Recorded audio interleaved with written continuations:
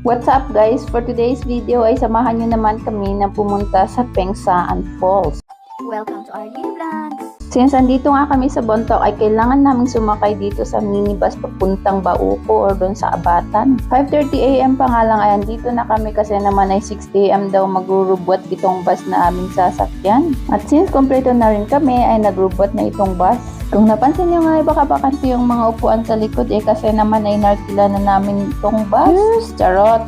Hindi, talagang ma-stricto nga lang daw sila sa time kaya naman kahit konti pa lang yung mga pasahero kapag 6 o'clock na ay magrurubot na talaga. Time is time kumbaga ba. Medyo malapit na nga kami sa may Bauco at grabe kasi parang pakapal ng pakapal yung fogs kaya hindi ko alam kung pati si driver ay nakikita pa ba niya ang kalsada.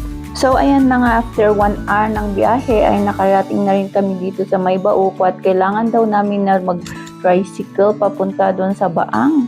Kaya naman ay nagsibuhat na ng kanilang karga at kumuha na rin kami ng tricycle para naman tuloy-tuloy ang larga. Since hindi kami kasya pala sa isang tricycle ay kumuha na lang kami ng dalawa at nahati kami.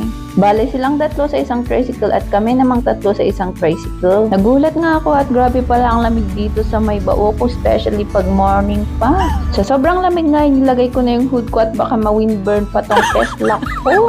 O ayan, pati na rin sila at nagsi-cover na rin sila ng mukha.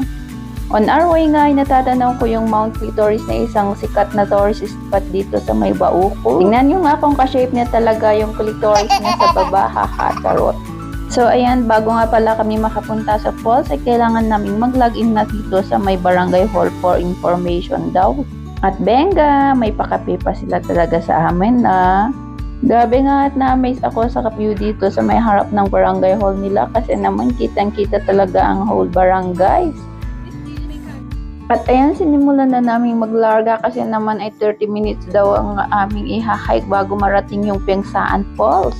Kaya naman kung nanonood kayo ay abangan sa part 2 ang aming journey to Pengsaan Falls. Thank you for watching. See you sa part 2. Bye!